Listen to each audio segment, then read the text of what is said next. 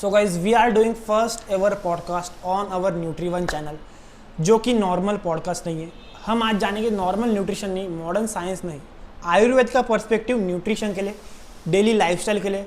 What is Ayurveda, what Ayurveda gives solution to lifestyle change, what they believe, what they suggest, how they works, and is this really helpful. Let's get started. So आज के जो हमारे guest है, she is just not normal guest, she is my sister Tulsi Soni, जो कि BAMS पढ़ रही है, मतलब कि Ayurveda. So let's get talk with her. Welcome Tulsi Soni. Hello finally after a long time. Yes guys, बहुत दिनों से हमारा प्लान था ये पॉडकास्ट शूट करने का। आज वो फाइनली दिन आ चुका है। आई थिंक हम नॉर्मली भगवान को याद करके कोई भी चीज़ और शुभ कर्म का स्टार्ट करते हैं, और ये तो आपका फर्स्ट पॉडकास्ट है। So let's recite one prayer to lord Dhanvantari. Okay. नमामि धन्वन्तरिमादिदेवं सुरासुरैवन्दितपादपद्मं लोके जरारोग्भयमृत्युनाशं धातारमीशं विविधौषधीनां सव्योमवातावनिवारिवह्निं पञ्चप्रपञ्चात्मकदेहभाजं सन्तापसम्पातजराज्वरान्तकं नमामि धन्वन्तरिमादिदेवं नवीननीलमुदकान्तिकान्तं शान्तं हरैद्वादशमाख्यमूर्तिं पूर्तिं शतानां सुमनोरथानां Namami धन्वन्तरिमादिदेवं Namami धन्वन्तरिमादिदेवं Namami धन्वन्तरिमादिदेवम्। Such a positive start. In modern science, we also believe is everything if we done in gratitude way, the thing can't affect us. Means in nowadays we have seen that stress is too much there. Modern science believes that if someone practice gratitude, he can achieve all the things and he can live stress free. So I think you are suggesting very wrong thing, that it's not about modern or Ayurveda. So these are the things we have been learning from years and years, and it's not something new that we have found that gratitude is something. Ayurveda talks about it from thousands and thousands years. If I should tell you, there is a first shlok in Ayurveda only, in first chapter, that Sharira, Atma and Man, three concepts are there which governs this life, right? So Man has been put in it, and for that also we give Chikitsa.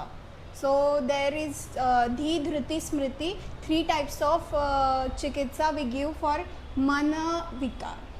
okay, this is too high for me and our audience also. Let's start with slow beginning from मतलब लोगों को ठीक से शुरुआत से start से समझाते हैं, Sure. फिर जाते हैं हम डीप में। मुझे भी अच्छा रहेगा समझने में और ऑडियंस को भी, क्योंकि आपने जो भी बोला वो हमारे लेवल के मतलब समझना।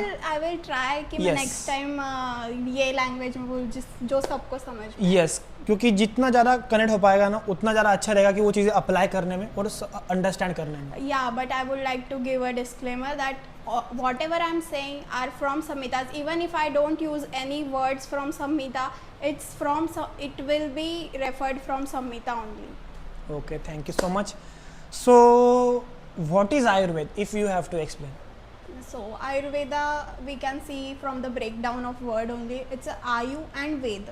So understanding your life is something we broadly known as Ayurveda. Ayurveda is not only about Vat, Pitta, Kapha and medicine. It's a way of living life and living your best life actually. In one sentence, if you have to explain someone what is Ayurveda? So generally for general public we refer it as that we treat certain diseases and get better, but for your audience, I would like to say Ayurveda is a knowledge of life. Interesting. What I believe and what I think, what I not believe, sorry. What I think, Ayurveda is just like a normal disease treating system, according to my knowledge. What? So what is your perspective on that? That- Means मतलब लोग क्या सोचते हैं कि अगर मुझे कोई बीमारी हुई है तो मेरे पास 3 ऑप्शन है. एक तो मॉडर्न साइंस मतलब जो एलोपैथी और या फिर आयुर्वेदिक या होम्योपैथी, ये लोगों के मतलब ऑप्शंस होते हैं. तो लोगों का पर्सपेक्टिव ऐसा होता है आयुर्वेद की तरफ. सो True. But I will take you little back and I will tell you how Indian origin system originated, right?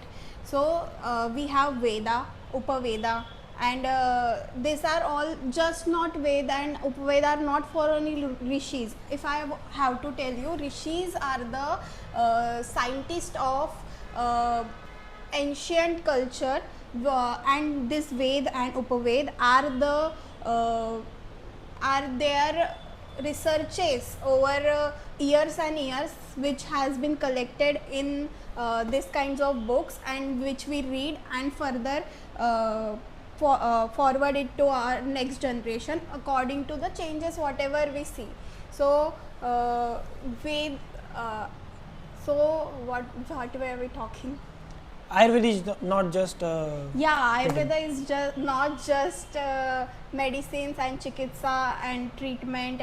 It's not about that. We have dincharya, rutucharya, that is daily regimens according to season, how you adapt to that season, that, and also how to live a life. Even there are social conducts like you have to greet elders, you have to touch their feet. These are also things which Ayurveda teaches, not only just physical but mental and also spiritual. really nice. NutriOne also believe that if someone have to change their life and treat some disease or anything, not just they can transform themselves from the diet, all everything holistic approach should be there. True. That also I believe. So starting से start करते हैं. What is Vata Pitta Kapha? Okay, so Vata, Pitta, Kapha are 3 bodily energies which, if gets disturbed, it creates imbalance, and the imbalance is known as disease. And if it's in balance, it will be normal healthy person. Okay, this is the basic for the ones who don't know what is Vata, Pitta, Kapha. For further next level, I will say these 3 energies govern our whole body, controls it and manages it. So in Ayurveda, when we say that you have let's suppose you have sardi, khasi or fever, anything, so these are the just name and terms of the disease. They are not disease, like these are just terms, but at the end what has imbalanced in your body? Vata, Pitta, Kapha. Okay. So if you have fever, the imbalance is Pitta. Not always, but in general we will say for now that Pitta is disturbed. Okay. To understand this better, let's just get one example. Okay. Suppose I am the client, means I am the patient. I have, how we will treat, just we'll do one in fast, then people will easily understand. Okay. I came to your clinic. I will tell you I have fever, I have cold, and yes. I will take first history. Yours. What have you? Let's eaten? take. What- We are giving it. Okay. What have you eaten yesterday? Let's suppose. Khichdi. Because मतलब मुझे 2 दिन से बुखार जैसा लग रहा था, weakness बहुत लग रहा था, इसीलिए मैंने फिर कल रात में खिचड़ी खाई थी. ओके. और इसके पहले ऐसा कुछ जो जिसके वजह से आपको बुखार फीवर हो रहा था because of sudden weather change, are you sensitive to that, और हैव यू ईटन लाइक आप शादी में गए थे और आपने बहुत ज़्यादा खाना खा लिया? नहीं, मुझे बस थोड़ा डस्ट एलर्जी है और सर्दी, मतलब जुकाम तो मुझे ऐसा नॉर्मल हो जाता है इसीलिए. Okay, okay. So from now, this what I understood is what are your hetus, right? हेतु मतलब जिस वजह से आपका डिसीज कॉज हुआ है, right? So in Ayurveda, for whatever we do is first stop the hetu. Like if you are allergic to dust, Yes. you will avoid dust, or for Yes. that you will use whatever. And if you are prone to सर्दी, as you said, so you have to stop eating ठंडा चीज़ें, like ठंडा पानी हो गया. अभी गर्मी है तो सब लोग फ्रिज के पानी मैं के रोज अलावा शाम में कोल्ड कॉफी पीता हूँ तो True. वो एकदम So, आइस डाल के. या तो सबसे पहले हम ये सब चीज़ें बंद कराएंगे और फिर हम नेक्स्ट स्टेप पे जाएंगे, that treating the disease. And when I say disease, what are we treating? Vata, pitta, cough. Because there is an imbalance from what we understood, that you have fever and you have sardi, so your cough and pitta, everything is in little bit has been imbalanced. So we have to just come to the balance. And how we create this balance? From their gunas. So there are 6 gunas of vat, 6 gunas of pitta, and 6 gunas of kapha, right? तत्र वृक्ष लघु शीत खर सूक्ष्म चलो नीलः. These are 6 gun of vata. Okay. So if your rukshata is increased, what is disturbed? Vata. Your vata, right? So likewise we have all the gunas. So I will see what are the gunas has been disturbed. So we saw that you have sardi, that is snigdha gun, sliminess, right? Sliminess आपके body में बढ़ गई है. So हम वो कम करने का try करेंगे. तो उसके लिए हमारे पास जो भी मेडिसिन होती है अभी वो हम यूज़ करेंगे, जो आपके स्लाइमीनेस जो है, अभिसंधि एक गुण होता है, वो कम करेगी. और अगर आप मुझे, आपकी मेडिसिन तो एक पार्ट हो गया, लाइफस्टाइल की अप्रोच कैसे दोगे मुझे आप? मतलब क्या? Yeah, this is the best part. Everyone thinks that Ayurveda is about treating, but no, it is Yes. most about the prevention of disease. That you shouldn't only have the disease at the first place. So how to keep your balanced nature? For that, there are 2 chapters given, Dincharya and Rutucharya. So according to day-to-day basis, what you should do, and according to season also what you should change. Even there is a thing called Rutu Sandhi Kal. So between 2 Rutus there is a 7 period of gap when we are changing from one Rutu to another, right? One season to another. So for that also they have given that this should be your regimen. And it is very simple. Like if you have like अभी हम अभी का ही मौसम देख लेते हैं जो बहुत ज़्यादा है, गर्मी का मौसम चल रहा है. सो वी कॉल इट वसंत ऋतु. तो है ना, इसमें मोस्टली कफ जो बढ़ जाता है. रुको मैं आपको एकदम बेसिक में समझाती हूँ. जो हम ठंडी में बहुत सारा मीठा और मीठा बहुत लोग खाते हैं, जैसे मकर संक्रांति आती है तो हम तिल गुड़ ये सब जो हैवी चीज़ें होते हैं वो सब खाते हैं, क्योंकि वो टाइम पे अग्नि बहुत हाई होती है, इसीलिए हम वो चीज़ें खा लेते हैं. फिर मीठा खाने से क्या हो जाता है ना, बॉडी में स्निग्ध और जो कफ वाला गुण होता है, मतलब स्निग्धता मतलब पता है आपको? नहीं, स्निग्धता मतलब ऑयलीनेस आप समझ लीजिए इसको. Okay. जो मीठा खाने से ना बॉडी में, हाँ ऑयलीनेस ही मैं बोलूँगी, स्निग्धता उसका वर्ड है संस्कृत में. तो जो स्निग्धता होती है, नरिशमेंट होती है बॉडी की, वो बहुत बढ़ जाती है. तो जब है ना गर्मी का काल आता है और सन रेज बढ़ती है तो वो जो स्निग्धता होती है वो पिघलने लगती है. जो बढ़ा हुआ कफ है आपका वो पिघलने लगता है. तो इसके लिए अभी हम देखेंगे कि ये सीज़न में बहुत ज़्यादा पेशेंट आपको मिलेंगे जिनको सर्दी खांसी होगी, जबकि अपन देख रहे हैं बाहर क्या मौसम है, गर्मी का, लेकिन उनका जो कफ है वो सब मेल्ट होके बाहर आएगा, क्योंकि जो अपन ने ठंडी में अपना कफ बढ़ाया है, लेकिन वहाँ पे क्या था, कफ बढ़ रहा है लेकिन वो स्त्यान अवस्था में था, एज इन स्टिकीनेस था उसमें. Okay. क्योंकि ठंडी थी बाहर, राइट? और गर्मी जब उसको मिली वो कफ को, तो वो सब पिघल गया और अभी वो बाहर आएगा. तो हमको अभी क्या करना चाहिए, मतलब ये ठीक करने के तो लिए? इसीलिए हमको सबसे पहले तो कफ कम करने वाली चीज़ें खानी चाहिए, जैसे लघु आहार खाना चाहिए जो बहुत लाइट हो, जो बहुत ज़्यादा नरिशिंग ना हो. इसमें 3 रस हम स्पेशली खाते हैं,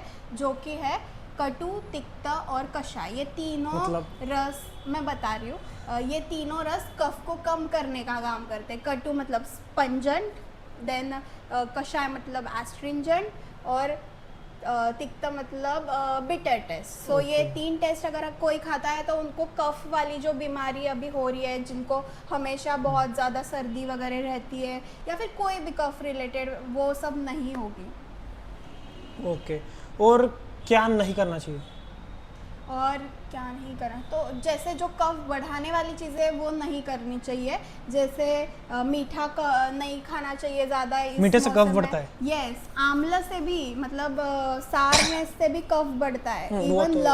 लवण मतलब नमक हाँ. से भी आपका कफ बढ़ता है। ये तीनों चीजों से आपका कफ बढ़ता है। That is really mind blowing. मीठे से कफ बढ़ता है ये तो। Because we are not seeing लवण as लवण, we are seeing it as their गुण। What is लवण का गुण? लवण मतलब Ayurveda is so amazing, I will tell you.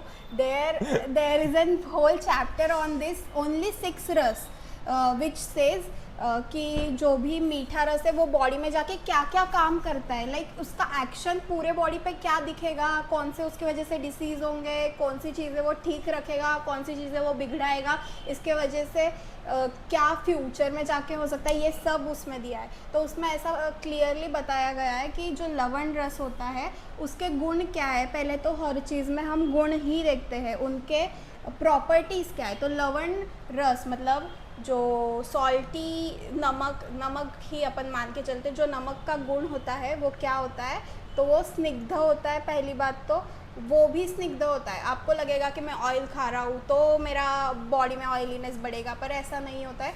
वो डिफरेंट काइंड ऑफ ऑयलीनेस होते हैं। अभी आपके जो घुटनों के बीच में होता है उसको भी हम स्निग्ध ऑयलीनेस की ज़रूरत होती है। फिर उसके बाद आपका जो फेस स्ट्रक्चर होता है, अभी जिनके अच्छे खासे गाल होते हैं उनके तो वो भी एक टाइप का स्निग्धता होती है। ऐसे डिफरेंट टाइप्स ऑफ मेरा कैसा होती है। आपके बॉडी में अगर देखे तो बहुत ज़्यादा रुक्षता है, स्निग्धता उल्टा। रुक्षता मतलब क्या है मेरे से? रुक्षता ड्राइनेस बहुत ज़्यादा है। और आपका, अगर आपको मतलब लोग अगर समझ पाए तो आपका कैसा? मेरे इसमें बहुत ज़्यादा स्निग्धता है, तो मैंने अपोजिट खाना चाहिए। मैंने रुक्ष आहार मेरे को चलेगा, एक्सट्रीम में नहीं बट चलेगा। रुक्ष मतलब कैसा? मतलब dry fruits like yava as in barley बहुत बेस्ट है मेरे लिए। और मेरे बॉडी के लिए? आपके लिए अच्छा रहेगा गेहूँ आपके लिए अच्छा है।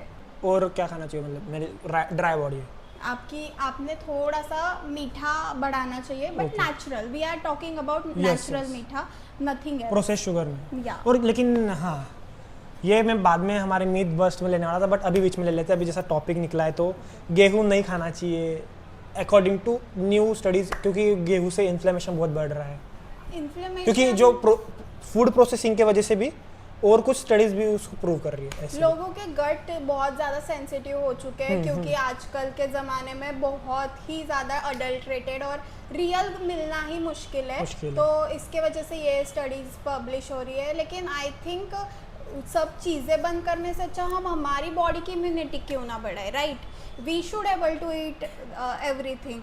सो मुझे लगता है अगर किसी का गट सेंसिटिव है तो उसने पहले देखना चाहिए वो सेंसिटिव क्यों हुआ। अगर आप 10 साल से खा रहे हो और आपको कुछ नहीं हो रहा है और अचानक से आपको हो रहा है, मतलब कुछ बिगड़ा है बॉडी में, कुछ बिगड़ा है। तो वो क्यों बिगड़ा है, किस लिए बिगड़ा है, वो देख के अगर हम वो करेक्ट कर दे तो आप सब खा सकते हो। ये मेरा सिंपल जवाब रहेगा इसके लिए। So for example let's suppose कोई ग्लूटेन इंटॉलरेंस है, यस, तो वो तो नहीं खाएगा और उसकी बॉडी भी ड्राई है, समझ लो। It's very simple. In 21 days you can make body change into liking again to something. If someone is gluten intolerant, there are only 21 days it will take to go back to gluten. Nice. Yeah, body is very, like, we know a concept called neuroplasticity, right? For only brain we know for now, but there is a thing called जो body में भी जो changes होने होते हैं वो भी मतलब न्यूरोप्लास्टिसिटी में हम कंसिडर करते हैं कि हर 21 डेज में आप बॉडी को पूरा ट्रांसफॉर्म कर सकते हो। नाइस। सो अगर लोगों को समझना हो कि उनकी बॉडी वात है, पित्त है, कफ है, तो मतलब आगे का पॉडकास्ट उनके लिए और इजी हो जाएगा समझने के लिए। या सो एकदम सिंपल है।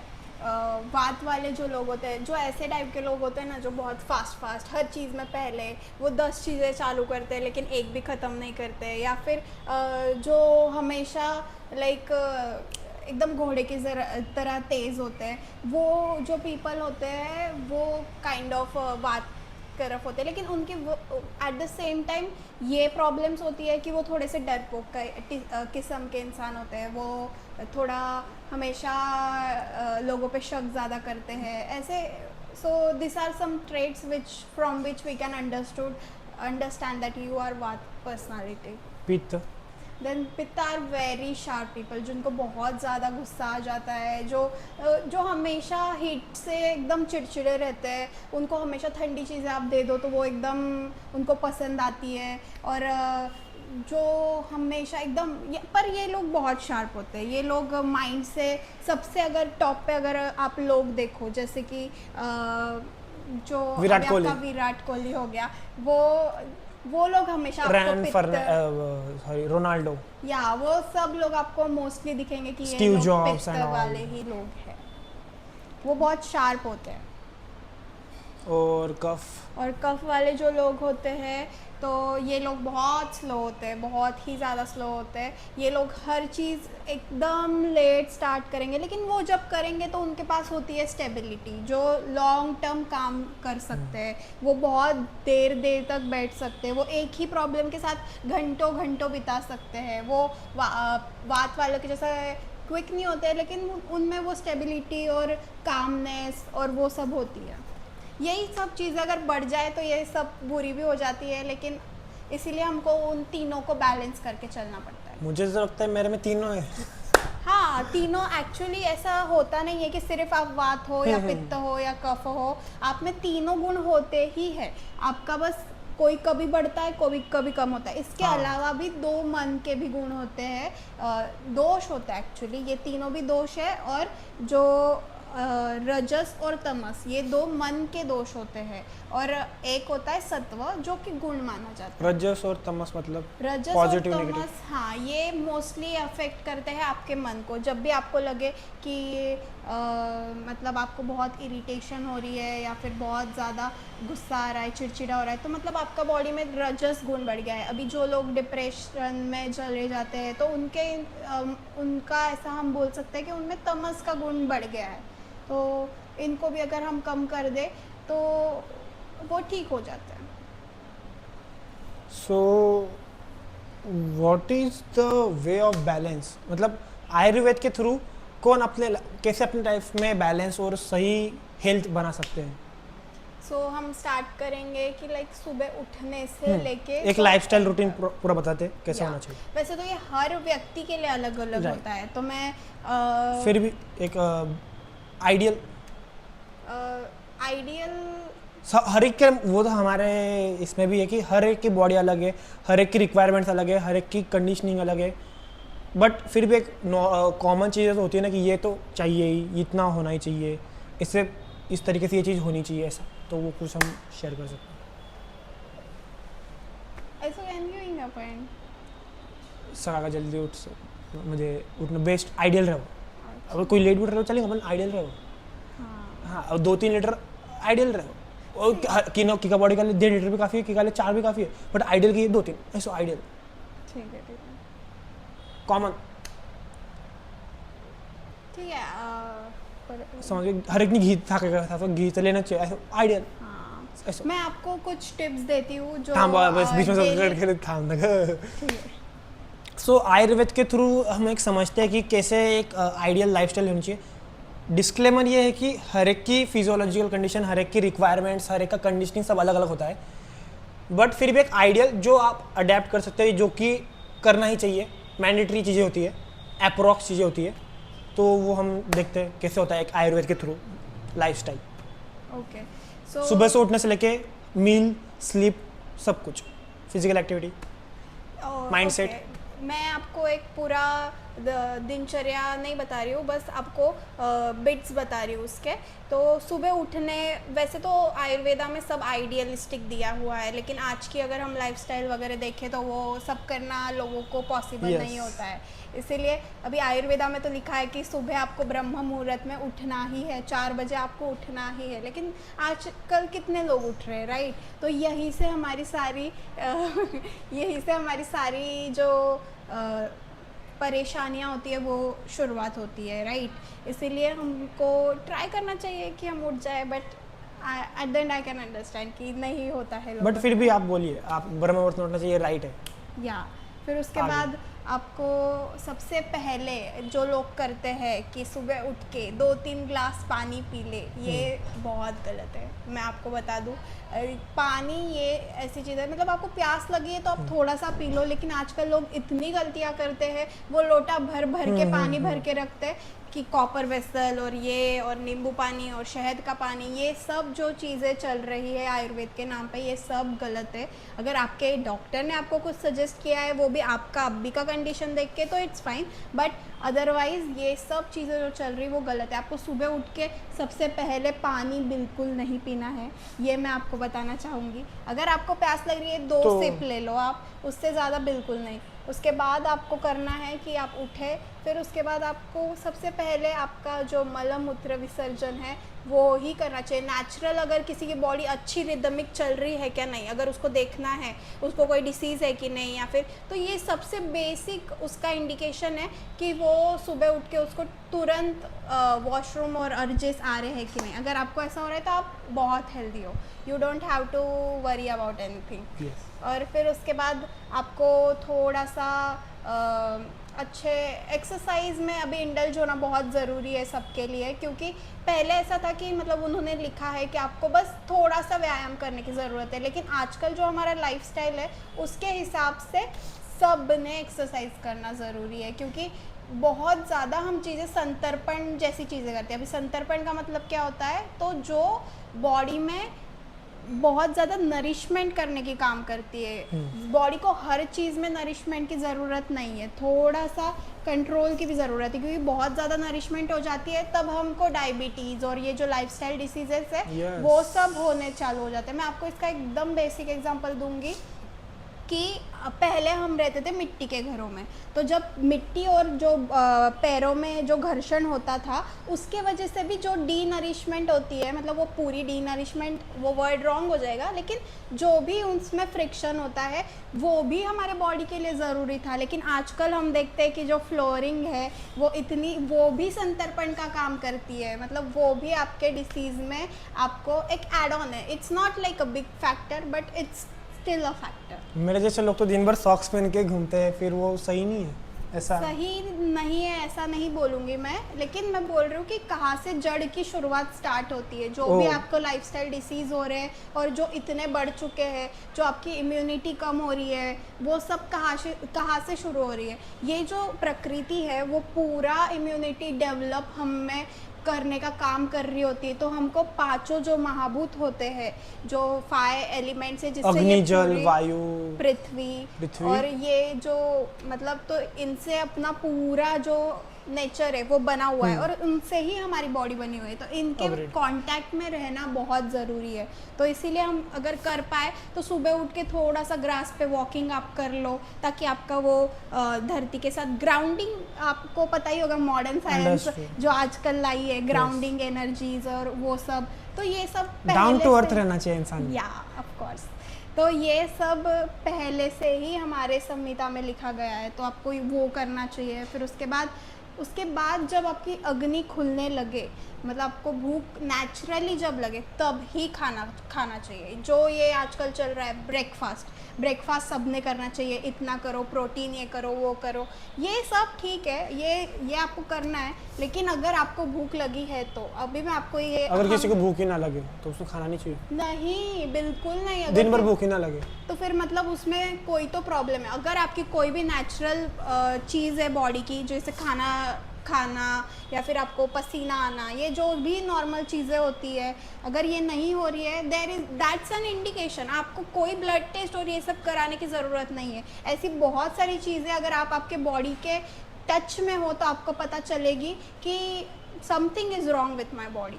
तो आप ही आपके सबसे बड़े डॉक्टर और डायग्नोसिस कर सकते हो। आपको 13,000 के टेस्ट करने की ज़रूरत नहीं मतलब अगर कोई कॉन्शियसली उनकी बॉडी का सिस्टम ध्यान दे, सब चीज़ें सही चल रही है या नहीं, तो उसी से हमें पता चल जाएगा कि जड़ पता चल जाएगी बीमारी की या कोई डेफिशिएंसी की कि ये गलत हो रहा है। एग्जैक्टली। बस हमें कॉन्शियसली चीज़ों को ऑब्जर्व करना है। एग्जैक्टली। आपको अगर टाइम पे भूख नहीं लग रही है, मैं आपको भूख के टाइमिंग भी बता देती हूँ। जो पित्त काल होता है मोस्टली तभी आपको भूख लगनी चाहिए। 11 बजे से किसी की भी अग्नि खुलना स्टार्ट होती है, तो 11 अगर से कोई 2 इंसान सुबह 5 बजे उठा है तो उसने 11 बजे खुलेगा उसका? नहीं, ये एक पित्त काल है Okay. जिसमें अग्नि बहुत स्ट्रांग होती है, तो आपको हेवीएस्ट मील आपका तब लेना है। लेकिन अगर किसी को उसके पहले भूख लग रही है तो उसने हल्का नाश्ता करना है।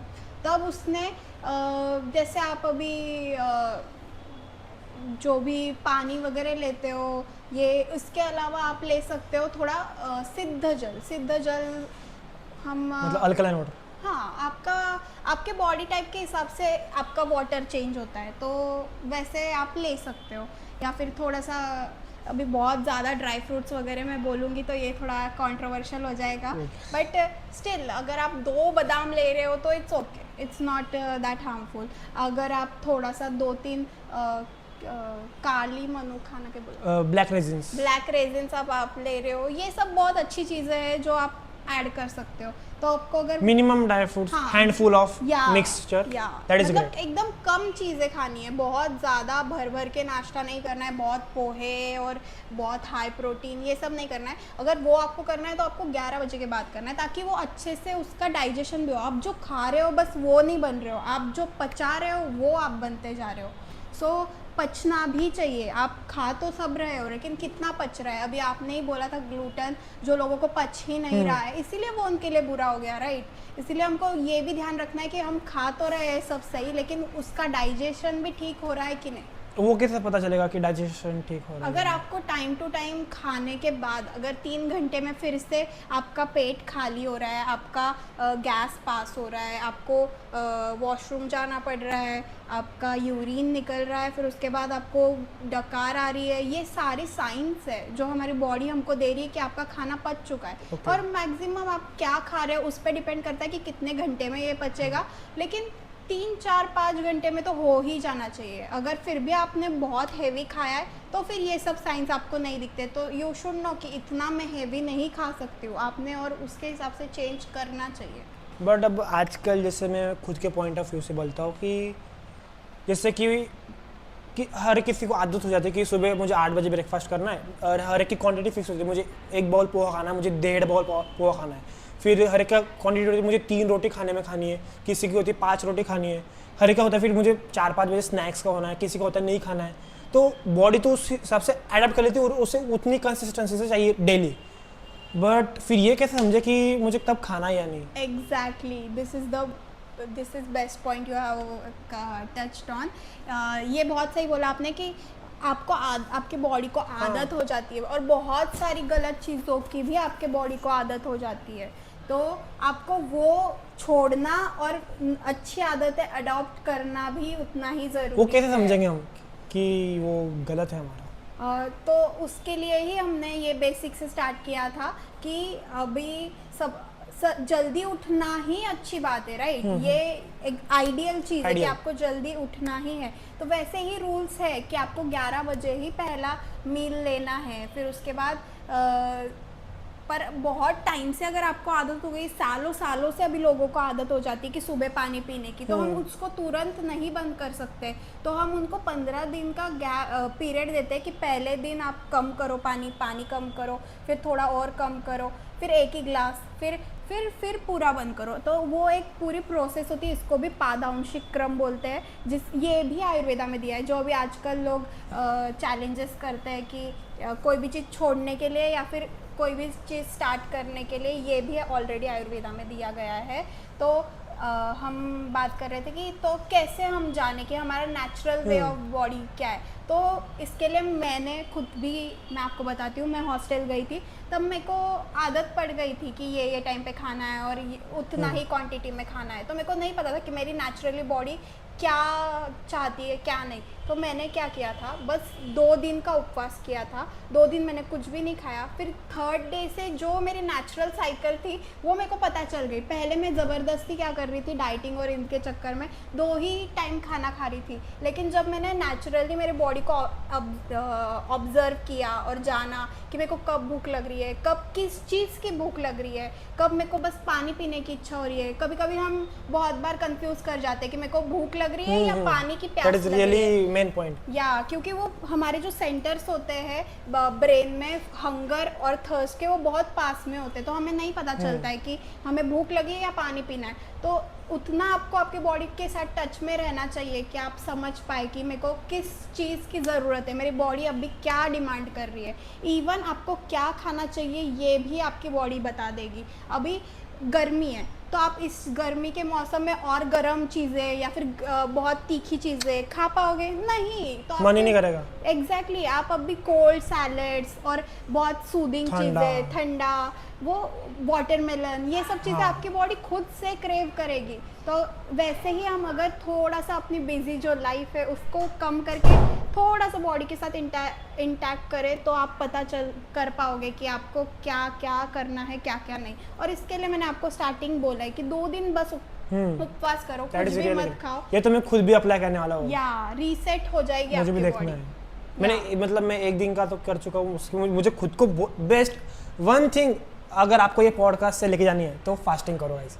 अगर आप ये पॉडकास्ट से कुछ भी नहीं सीखे तो मुझे चलेगा, बस एक चीज़ सीख के जाओ, fasting is the very important. Fasting पे आप कुछ बोलना चाहोगे थोड़ा? या ये अभी जो इंटरमिटेंट फास्टिंग और ये सब चल रहा है, I think this is the best thing कि जो मॉडर्न साइंस ने आयुर्वेदा से लेके वापस री-इन्वेंट करी है। ऑफ कोर्स मैं नहीं कह रही कि ये उन्होंने नहीं किए, बस ये री-इन्वेंट हुई है और जो कि बहुत ज़रूरी है। टाइम टू टाइम ये चीज़ें री-इन्वेंट करके लोगों के अभी के लाइफस्टाइल में कैसे ऐड करें, ये लोगों को समझाना, ये काम मॉडर्न साइंस बहुत अच्छे तरीके से करती है। और मुझे लगता है अभी मॉडर्न साइंस और आयुर्वेदा कुछ डिफरेंट नहीं रहा है, दोनों एक दूसरे को हेल्प करके आगे अच्छे से बढ़ रहे हैं। तो आई थिंक अगर आपका डाइटिशियन या आपका लाइफस्टाइल कोच या आपका डॉक्टर का गोल है कि आपको ठीक करना, exactly with holistic lifestyle approach, तो आप सब सही है फिर। एग्जैक्टली वही एट द एंड हमारा भी गोल यही है कि पेशेंट ठीक हो जाए, आपका भी गोल यही है कि पेशेंट ठीक हो जाए with holistic lifestyle approach, that is important. Exactly, not just with this simple medicine, not just to cure one disease, या और not just body, it's Yes. Healing of Yes. Overall mind, health, mindset, everything. Yes, mindset is very important guys. So हम बात कर रहे थे कि lifestyle, ideal lifestyle, आपने morning का बताया। सो मेडिटेशन आता है आपके इसमें? या देयर इज, वो तो बहुत ज़्यादा इम्पोर्टेंट है। मतलब ये जो हम बात कर रहे थे कब से कि बॉडी की इंटेलिजेंस हम कैसे बढ़ाएं और कैसे हमारे बॉडी के साथ इंटैक्ट हो और हम जाने कि हमारी बॉडी क्या चाहती क्या नहीं, इसके लिए साइलेंस से बेटर आंसर कुछ भी नहीं है, बस साइलेंस। सबको पता है मेडिटेशन बहुत इंपॉर्टेंट है, बट आप कुछ 1-2 टिप्स बता दो कि जो कल से लोग चालू करें मेडिटेशन, कल से नहीं आज से ही अगर देख ले तो। आई नो कि बहुत लोगों के लिए शांति से बस बैठना सबसे मुश्किल काम है। तो स्टार्टिंग करो आप कि आप कोई म्यूजिक लगा के बैठ रहे हो और बस वो म्यूजिक पे ध्यान दो कि क्या आ रहा है, कौन सा बीट ऊपर जा रहा है, कैसे। म्यूजिक तो मतलब डीजे वाला म्यूजिक या साइलेंट वाला? कोई भी म्यूजिक, आपको अगर डीजे वाला पसंद है आप वो भी कर सकते हो, लेकिन आपको हर बीट पे ध्यान देना है। Okay. आपको कोई और थॉट्स में नहीं जाना है या फिर कुछ और नहीं सोचना है, आपको म्यूजिक में डूब जाना है। तो जब आप धीरे धीरे फ्लो स्टेट सीख जाओगे, आपकी बॉडी साइलेंस भी उतना जल्दी सीखने के लिए रेडी हो जाएगी। तो बस इसी से अगर कोई स्टार्ट करे, क्योंकि गाने तो सब सुनते हैं हम, राइट, बस आपको वो माइंडफुल होके गाने सुनना है अभी कि ये सब आप जब सुन रहे हो तो आप उसी में इन्वॉल्व हो बस। ओके, ये भी अगर कोई कल से स्टार्ट कर दे, ये भी एक टाइप ऑफ मेडिटेशन है। ग्रेट। और तो फिर मॉर्निंग का आपने बताया सुबह जल्दी उठना चाहिए, फिर पानी हल्का सा ही लेना चाहिए, अगर ज़रूरत है बॉडी को एक्सरसाइज करनी चाहिए, मेडिटेशन करना चाहिए। उसके बाद नेक्स्ट प्रोसेस, फिर खाना हमारा एकदम सात्विक होना चाहिए। खाना या ब्रेकफास्ट, खाना खाना चाहिए सीधा ऐसा? खाना। ओके, और क्योंकि पहले ये कॉन्सेप्ट ही नहीं थी ब्रेकफास्ट Okay, you वो continue आई with. ही वो वेस्टर्न से है, it's not Okay. Even modern science, वो वेस्टर्न से हमने अडॉप्ट किया हुआ चीज़ें हैं। तो खाना खाने में आपको ध्यान रखना चाहिए कि आप 6 की 6 टेस्ट ऐड करो। हमारे खाने में बहुत ज़्यादा जैसे हम मॉडर्न साइंस में भी बोलते हैं कि कार्ब्स बहुत हाई है, राइट? तो हमको कार्ब्स बहुत ज़्यादा हाई डाइट नहीं करनी है, उसको हम मीठे रस से कंपेयर करते हैं। तो बहुत ज़्यादा मीठा रस भी आपके बॉडी में बहुत ज़्यादा नरिशमेंट कर देता है और उसके वजह से ही डिसीज़ होते हैं। तो आपको 6 की 6 अगर आप टेस्ट बैलेंस में लो तो फिर आपका इक्विलिब्रियम एक example ठीक बता दो। रहेगा। तो अगर आप खा रहे हो तो आपको 2 टाइप की सब्ज़ी, फिर थोड़ा सा चावल और फिर दाल, और आपको है ना आपके रीजन के हिसाब से मैं सोचती हूँ कि आपको अनाज डिसाइड करना चाहिए, और जो आप सब्ज़ी भी ले रहे हो वो भी आपको सीजनल लेनी चाहिए, और जो आपके जो घर के सराउंडिंग में जगह है वहाँ पे जो उगती है नेचुरली वो ही लेनी चाहिए। जो हम अभी कर रहे हैं ना कि शिमला मिर्ची उग रही कहाँ से और आ रही कहाँ पे, आवाकाडो बन रहा कहाँ पे और कहाँ पे आ रहा है, और जो अभी एप्पल भी कश्मीर में एप्पल बन रहे हैं लेकिन खा रहे हैं हम महाराष्ट्र में Broccoli. बैठ के। ब्रोकली कहाँ पे उगा के कहाँ पे हम खा रहे हैं, इसके वजह से बॉडी में बहुत मिसमैच होता है, और जो बॉडी का जो इंटेलिजेंस है वो उसी वजह से डाउन हो रहा है, और उसकी क्लॉक भी हम उसी वजह से खराब कर रहे हैं। तो मेरा एकदम simple Let's give one perfect meal for lunch if someone ऐसी has कोई परफेक्ट मील नहीं होती है। आपको आइडियल सीजन के हिसाब से, इस सीजन के हिसाब से आपका ये सीज़न जो है इसमें अभी नेचुरली आपको आएगा भोपड़ा, मतलब बॉटल गॉड, जो भी वाटर कंटेंट ज़्यादा वाली भाजियाँ होती है अभी, वो जो सब्ज़ी होती है, वेजिटेबल्स होती है, वो अभी आप देखोगे कि उनका सीज़न बढ़ेगा, वो बहुत अच्छी रहेगी। और रोटी, और उसमें भी जो अभी हम महाराष्ट्र में रहते हैं तो यहाँ पे जवार बाजरा ये सब चलता है, तो यही हमने खाना चाहिए। गेहूँ ये नॉर्थ इंडिया का मोस्टली है, तो वो हमने, और राइस साउथ इंडिया का। या एग्जैक्टली, और वो जो हमने अडॉप्ट कर लिया है उसके वजह से भी बहुत सारे लाइफस्टाइल डिसीज होते हैं। सो अगर मैं आपको एक एग्जांपल देता हूँ, फिर आप उस हिसाब से बताओ कि आयुर्वेद के हिसाब से नहीं, हम न्यूट्रीवन मतलब या हमारा जो साइंस है वो बिलीव करता है बैलेंस में। अगर कोई इंसान हेल्दी है, उसे बस अच्छा मेंटेन करके रखना है, तो हम उसे बैलेंस मील सजेस्ट करते हैं। किसी भी इंसान को बैलेंस मील सजेस्ट करते हैं। सो बैलेंस मील में कैसा आता है, एक कटोरी सब्जी में फिर हरी सब्जी या कोई भी जो सब्जियां जो भी आती है वो, एक कटोरी दाल, फिर प्रोटीन सोर्स जैसे कि पनीर हो गया, सोए हो गए, ये सब कुछ भी इसमें से। अगर ये नहीं ले रहे हो तो आप कर्ड ले सकते हो या बटर मिल्क ले सकते हो, ये हो गया। प्रोबायोटिक्स भी इसमें आ जाता है। फिर आपके रिक्वायरमेंट के हिसाब से 2 रोटी या 3 रोटी उस हिसाब से, और सैलड हमारा हम सजेस्ट करते हैं कि पहले मील से 10 मिनट पहले सैलड खा लो, उसके बाद अपना बाकी का लंच खाओ, और बस ऐसा हमारा ये एक बैलेंस मील होता है। सैलड, एक सब्जी, दाल और प्रोटीन सोर्स। परफेक्ट। तो मैं आपको अभी आयुर्वेदा के हिसाब से ये सही है। बताती हूँ। पहले मैं आपको मेरा Okay. बताऊंगी और आप में क्या सही है और क्या गलत है पहले ये वो बता दो बताऊंगी। क्या सही है क्या नहीं इसमें। नहीं, मैं पहले आपको मेरा ही Okay. बताऊंगी। तो आयुर्वेदा में एक कंसेप्ट होता है पथ्याहार और अपथ्याहार, मतलब नित्य सेवनीय आहार होता है। लाइक जो आप ऐसे कुछ अन्न होते हैं जो आप डेली खा सकते हो और उससे आपके बॉडी में ज़्यादा कोई प्रॉब्लम्स नहीं होंगी। लाइक क्योंकि कोई भी चीज़ आप अगर डेली करते हो तो वो एट द एंड हेतु बन जाती है, मतलब a disease for reason for a disease, sorry. Okay. तो इसीलिए आपको जो भी डेली चीज़ें खानी है वो बहुत अच्छे से पिक करनी है कि ये मैं डेली खाने वाला हूँ, मतलब मोस्टली मेरी बॉडी इसी से बनेगी, राइट। उसका ही मेटाबॉलिज्म होगा और उससे ही हमारे शरीर बनेगा। इसीलिए आपको तो उसमें मुद्ग मतलब ग्रीन ग्राम होता है, वो लघु आहार है, वो बहुत ज़्यादा आपके बॉडी में संतर्पण भी नहीं करता है, आपको डाइजेशन के लिए भी बहुत हल्का सा होता है। स्पाइसेस जो अगर सही क्वांटिटी में हो तो परफेक्ट काम करते हैं, अग्नि को ठीक रखते हैं।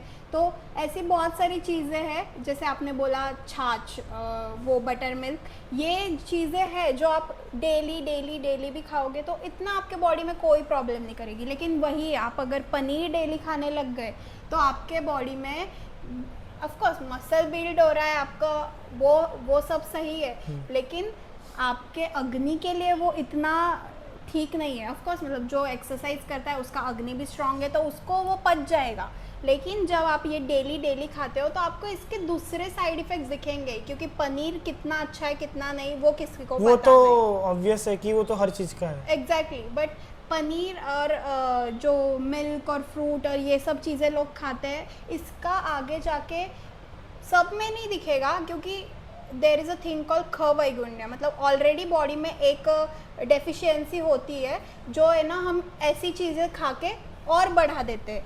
तो उसके वजह से अगर कोई प्रोन टू डिसीज़ है कोई पर्सन और वो ऐसी चीज़ें बहुत डेली खाएगा तो उसको डिसीज़ बहुत जल्दी होने का चांसेस है। अगर कोई मिल्क और फ्रूट ऐसे मिक्स करके खा रहा है तो उसको बहुत ज़्यादा चांसेस है कि उसको स्किन डिसीज़ हो जाएगा कुछ ना कुछ टाइप का।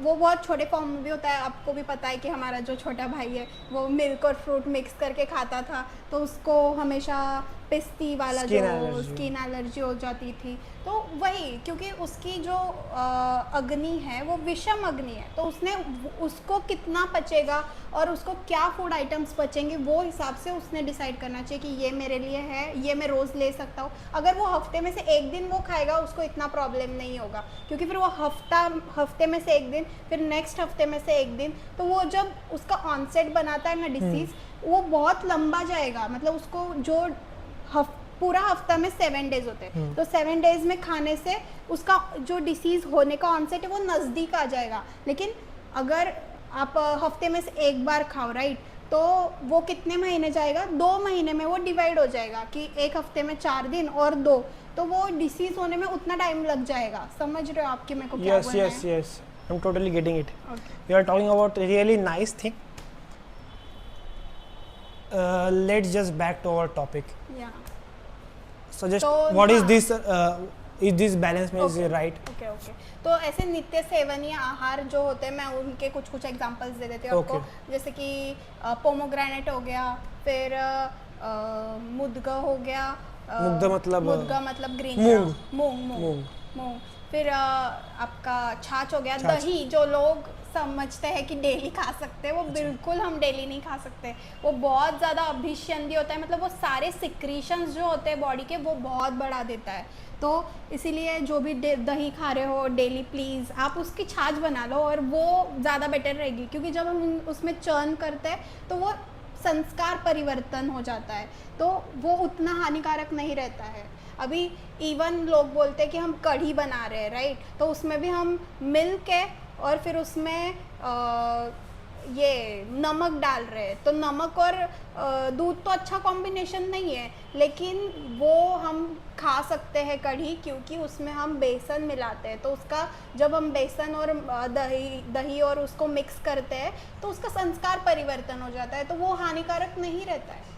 ऐसे बहुत सारे हैक्स है जो आप यूज़ कर सकते हो। फिर उसके बाद आपको सबसे मेन मैं आपको बताना चाहूँगी, हमारे फूड में सारी चीज़ें हम खाते हैं जो इन्होंने बोला बेस्ट डाइट है वो, बस आपको टाइमिंग्स डिसाइड करना चाहिए। अगर आप जो ये खा रहे हो सैलड खा रहे हो तो वो आपको थोड़ा सा खाने से पहले ही खा लेना चाहिए, क्योंकि उसको पकने में या फिर उसको खाने के बाद पचने में ज़्यादा टाइम लगेगा rather than cooked food।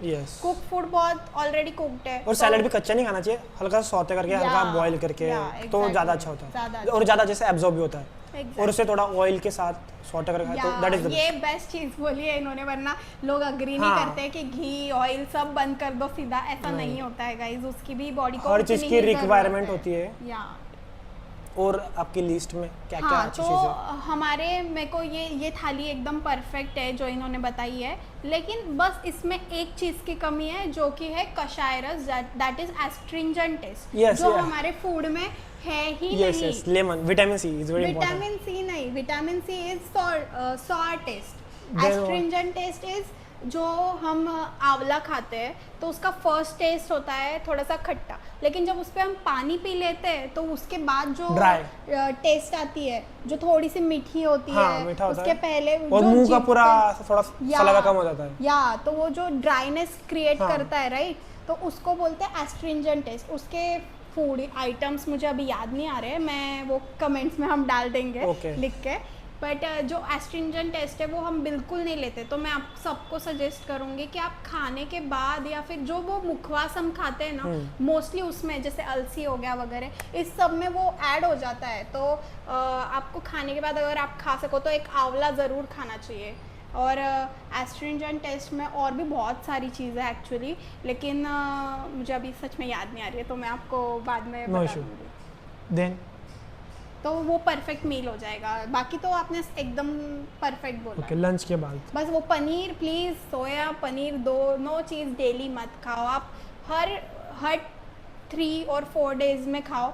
और 3 और 4 डेज़ में खाने के बाद भी कभी पनीर खा रहे हो, कभी सोया खा रहे हो, कभी और प्रोटीन सोर्सेज खा रहे हो, ऐसा करो। मतलब जो आपको प्रोटीन लेना है वो बस अलग अलग सोर्सेज से लो। Understood totally. देन लंच के बाद लंच के बाद हाँ, फिर लोगों को है ना नींद बहुत आती है। हाँ, तो वो एकदम कफकाल होता है। वैसे तो सोना नहीं ही चाहिए, पर लेकिन कोई अगर बैठे बैठे एक नैप लेना चाहता है बस 5-10 मिनट की, ताकि वो नींद उड़ जाए, तो वो सही है। वरना बिल्कुल अगर कोई बहुत कर रहा है, तो मैं आपको डरा नहीं रही हूँ, लेकिन उनको सबसे ज़्यादा डायबिटीज़ और लाइफस्टाइल डिसऑर्डर्स और शुगर और जो भी मतलब आजकल प्रॉब्लम्स चल रही, स्किन डिसीजेस हो गया, बहुत ज़्यादा होने के चांसेस है। क्योंकि हमारे क्लिनिक में अगर कोई भी पेशेंट आता है, सबसे पहले हम उनका दिन में का सोना बंद कराते हैं। देन लंच के बाद फिर लंच के बाद थोड़ा सा वॉक कर लिया। 100 शतपावली एक कंसेप्ट है जो आप 100 स्टेप्स लेना चाहिए आपने खाने के बाद, तुरंत ही लेट नहीं जाना चाहिए। और फिर वज्रासन में बैठ जाओ, सबसे बेस्ट। कोई भी आसन में, अगर मेरा फेवरेट आसन हो, योगा और आयुर्वेदा ये साथ में ही चलते हैं, तो इनका बहुत अच्छा इंटीग्रेशन है। और अगर आप साथ दो तो हम न्यूट्रिशन, मॉडर्न साइंस और आयुर्वेदा सबका भी बहुत अच्छा। We are always open to connect. Our just mindset is just to create impact on people's health. That is our main goal. Yeah exactly. सो तो आपको थोड़ा सा वो करना है, फिर वज्रासन में बैठना है। फिर उसके बाद जो भी आपके दिन में रूटीन है वो करो आप। और फिर शाम को, ये भी बहुत अच्छा कॉन्सेप्ट है रात्रिचर्या करके, जो कि आपको आपकी बॉडी को कैसे स्लो डाउन करना है। रात में जब आते हो तो कैसे अपने सबसे अच्छा कॉन्सेप्ट मैं आपको बताना भूल गई कि डेली, वैसे तो वो रात में ही आता है इसीलिए मैंने उसको लास्ट के लिए रखा, डेली आपको अभ्यंग करना है। लाइक बॉडी को आपको मसाज करना है विथ ऑयल, और वो भी तिल तेल से।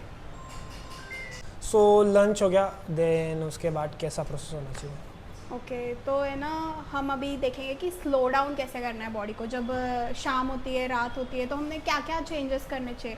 आजकल की जैसी लाइफस्टाइल है ना, उसके हिसाब से स्लो डाउन करना इतना इम्पॉर्टेंट हो गया है। मुंबई जैसे शहरों में अभी बहुत हाई डिमांडिंग जॉब्स होती है, आपकी बहुत एनर्जी वहाँ पे ड्रेन होती है। तो इसीलिए बहुत ज़रूरी है कि आप जैसे आपके पूरे दिन को ठीक रख रहे हो, वैसे ही आप रात को भी ठीक रखो। तो आपको पहले तो स्क्रीन टाइम आपका जो है, प्लीज़ सोने से पहले गाइस 2 घंटे नहीं ही होना चाहिए। और उसके बाद आपको अपने ना जो आप स्क्रीन देखते हो उसको रिप्लेस करना चाहिए विद बेटर टाइम्स। लाइक जैसे एक अच्छी आदत होती है कि आप मस्त थोड़ा सा ऑयल वार्म करो, और है ना उसको लेके आप थोड़ा सा सिर में थोड़ा सा मसाज करो, फिर हाथों में और सोल्स में। ये तीनों स्पॉट्स बहुत इंपॉर्टेंट कहाँ पे? बाल में, हेड, देन पाम्स और जो सोल्स है हमारे पैरों के। तो वहाँ पे आपको 3 जगह पे मसाज करना ही है डेली।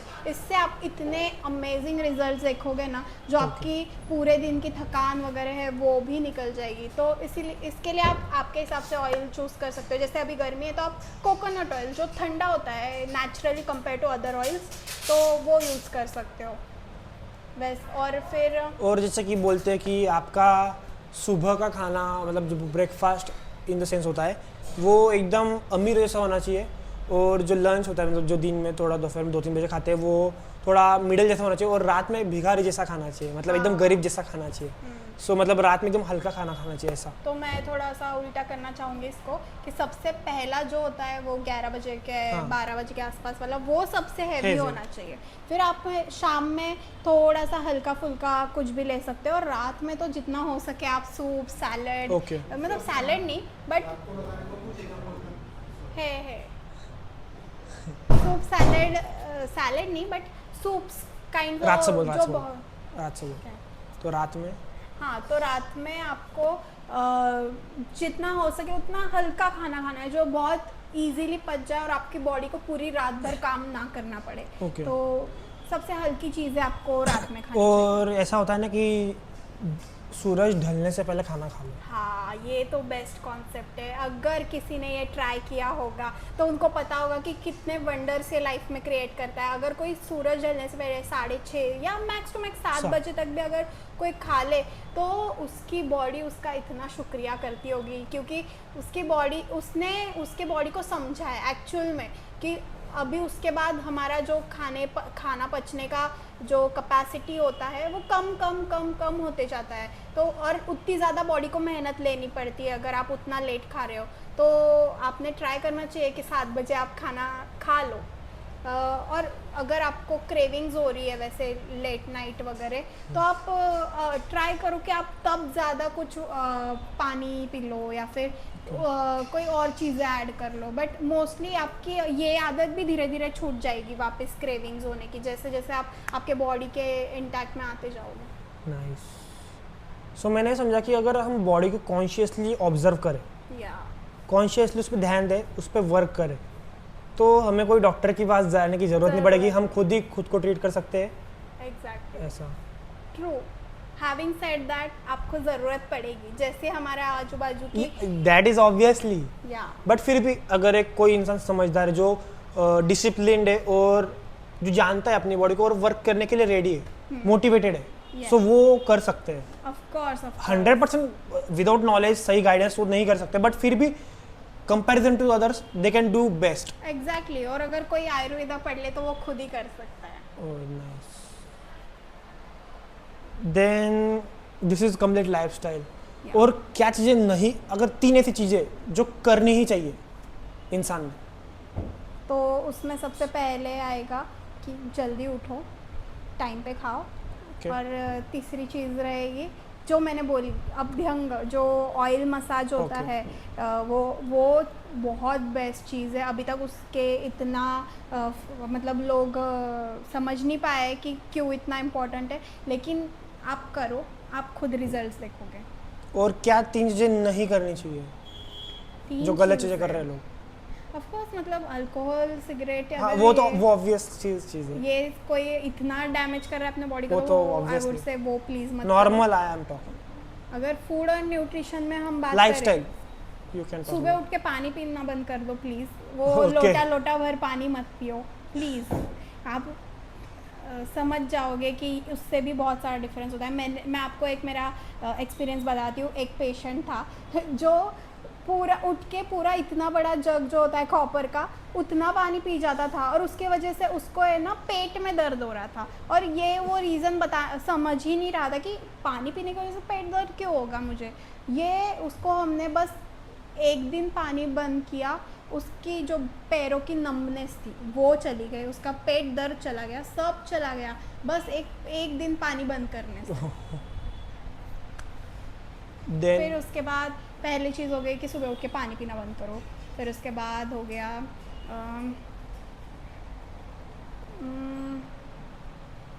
और क्या चीज़ें लोग गलत करते हैं, दही प्लीज़ मत खाओ, डेली मत, Okay। बिल्कुल मत खाओ वो। और तीसरी चीज़ क्या करते हैं लोग गलत? सोना मत, बस दिन में मत Okay। सो। ये 3 चीज़ें। देन आज का हमारा पॉडकास्ट काफ़ी लंबा हो चुका है। हमने मतलब आज समझा प्रॉपर लाइफस्टाइल बैलेंस और एक आइडियल लाइफस्टाइल कैसे होनी चाहिए, होलिस्टिक अप्रोच कैसा होना चाहिए, आयुर्वेद का पर्सपेक्टिव कैसा होता है। सो ऐसा हमने समझा। इसमें कोई चीज़ आप ऐड करना चाहोगे जो हमारी रह गई? मैं ये कहना चाहूँगी कि जो लोग भी सोचते हैं कि आयुर्वेदा सिर्फ जब बहुत कुछ आपके पास ऑप्शन ना हो तब आपको ऑप्ट करना चाहिए, तो ये आपकी गलती है। जितना जल्दी आप आयुर्वेद अपनाओगे उतने जल्दी आपको आपकी शरीर और उसमें चेंजेस और देखने मिलेंगे और उतने जल्दी आप डिसीज़ फ्री हो पाओगे। तो प्लीज़ जो भी लोग समझते हैं कि बस कभी जब कोई ऑप्शन नहीं बचता है तब आयुर्वेदा के पास जाओ, तो वो ना करे लोग। बस इतना भी कोई समझ जाए तो बहुत होगा। बट इसमें मैं ऐसा एक जस्ट मेरा पर्सपेक्टिव है कि आजकल सोशल मीडिया बहुत ज़्यादा है। सोशल मीडिया पे दिखाया ही नहीं गया है कि आयुर्वेद लाइफस्टाइल ट्रीट भी करता है। आयुर्वेद भी मतलब मैं एज अ नॉर्मल पर्सपेक्टिव बोल रहा हूँ, जो ऑडियंस होता है, जो नॉर्मल पब्लिक का होता है कि हमें कोई अगर बीमारी है तब मैं आयुर्वेद के पास जाऊंगा, अगर मतलब कोई ज़्यादा बीमारी हो गई मुझे। ये तो उल्टा आप उल्टा बता रहे हो। लोग आयुर्वेदा को बस समझते हैं कि होम रेमेडीज़ है, और जो भी आपको जब डिसीज़ होता है तब आपको मॉडर्न साइंस के पास ही जाना है। अगर आपको सर्दी नहीं, बुखार है, कुछ परसेंट ऑफ पीपल होते हैं कि वो जब उनको डिजीज होता है तब वो आयुर्वेद के पास जाते हैं। तो ये उल्टा अच्छी बात है, क्योंकि एट द एंड हम भी यही चाहते हैं कि हम ये सब करें। लेकिन ये तो जनरल नॉलेज है और ये तो साधारण पब्लिक के लिए। लेकिन आयुर्वेदा का a big part is of how to treat a disease and how to cure a patient. Okay, so वो तो होना ही चाहिए। तो अगर कोई उल्टा ऐसा सोच रहा है, मैं तो उसको हमेशा वेलकम करूँगी कि अच्छा है कि आप डिसीज़ होने के बाद सोच रहे हो कि हम आयुर्वेदा के पास जा रहे हैं, तो ये बहुत अच्छी बात है। वरना लोग सच में ऐसा समझते हैं। आज भी हमको लोग बोलते हैं कि कोई होम रेमेडी बता दो, कोई घर पे ही हम इलाज कर लेंगे। अगर किसी को हल्दी हम देते हैं तो लोग बोलते हैं कि अच्छा बस इतना ही है आयुर्वेद, अरे ये तो मैं तो घर पे ही कर लेती। घर ही इम्पोर्टेंट है वैसे, बट वो लोग घर की चीज़ें अप्लाई नहीं कर रहे। या और कर रहे तो किसके लिए क्या सही है वो भी नॉलेज वही, नहीं वही। रखे बिना कर रहे। Really nice. हमारा आज का ही वैसे बहुत लंबा हो गया। हम नेक्स्ट अगर अच्छा सपोर्ट लगा, पसंद आया लोगों को, फ्यूचर में आपको टाइम मिला और शी इज़ वेरी बिजी, ये पॉडकास्ट करने में ही हमें बहुत टाइम लग गया, ऐसा कुछ नहीं कब से चल रहा था। बट अगर अच्छा रिस्पॉन्स रहा, अगर आपके पास टाइम रहा, we will approach again and उसमें हम बात करेंगे फिर जैसे कि प्रोटीन वगैरह, कैलोरीज, लाइफस्टाइल, डिसीज मैनेजमेंट, चीज़ों की बात की ही नहीं वही। है गाइस, आज बस इंट्रोडक्शन हुआ है। डिसीज मैनेजमेंट एंड ऑल, सब वो हम बात करेंगे और ये फिर। हमारा भी पहला टाइम था, तो we were really confuse. I was not even ready to do this, but still अभी हम धीरे धीरे खुद की बोलने की स्किल्स भी बढ़ाएंगे और आपको बेटर कंटेंट देने की कोशिश करेंगे। Yes, we are really grateful to have you on NutriOne. We really hope that everyone who is watching this podcast and the whole world become healthier, healthiest, and become the great person on this planet. So thank you so much. We really appreciate you come to our podcast, give your valuable time and valuable knowledge. Thank you so much. Yeah, same here. Jai Arvind. Live healthy, live happy, enjoy guys. Jai Arvind. Thank you so much.